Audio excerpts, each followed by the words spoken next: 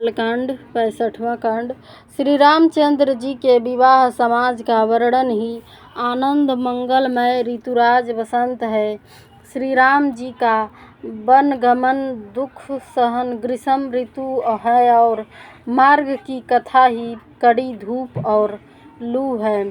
वर्षा घोर निशाचर रारी सुरकुलशाली सुमंगलकारी राम राज सुख विनय बढ़ाई विशद सुखद सोई शरद सुहाई। राक्षसों के साथ घोर युद्ध ही वर्षा ऋतु है जो देवकुल रूपी धान के लिए सुंदर कल्याण करने वाली है। रामचंद्र जी के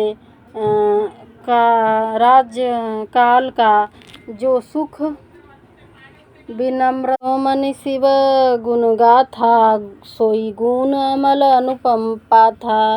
भरत सुभाऊ सुशीत लताई सदा एक रस बरनी न जाई। सती शिरोमणि श्री सीता जी के गुणों की जो कथा है वही इस जल का निर्मल और अनुपम गुण है। श्री भरत जी का स्वभाव इस नदी की सुंदर शीतलता है जो सदा एक सी रहती है और जिसका वर्णन नहीं किया जा सकता। अवलोकनी बोलनी मिलनी प्रीति परस्पर हास भाय भली चहु बधु की जल माधुरी सुबास।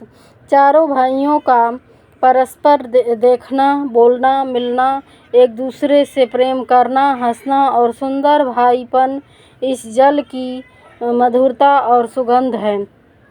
आरती विनय दिनत मोरी लघुता ललित सुबारिन थोरी अद्भुत सलिल सुनत गुणकारी आस पियास मनोमल हारी। मेरा आतर भाव विनय और दीनता इस सुंदर और निर्मल जल का कम हल्कापन नहीं है अर्थात अत्यंत हल्कापन है। यह जल बड़ा ही अनोखा है जो सुनने से ही गुण करता है और आशा रूपी व्यास को और मन के मैल को दूर कर देता है।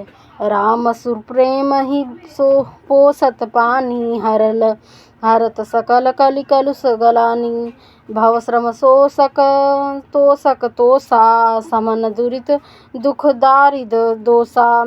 यह जल श्री रामचंद्र जी के सुंदर प्रेम को पुष्ट करता है कलयुग के समस्त पापों और उनसे होने वाली गलानी को हर लेता है संसार के जन्म मृत्यु रूप श्रम को सोख लेता है संतोष को भी संतुष्ट करता है और पाप ताप दरिद्रता और दोषों को नष्ट कर देता है। काम कोह मद मोह नशा मन विमल विवेक विराग बढ़ामन सादर मंजन पान किए ते मीटहि पाप परिताप हियते। जय बालकांड 65वां कांड।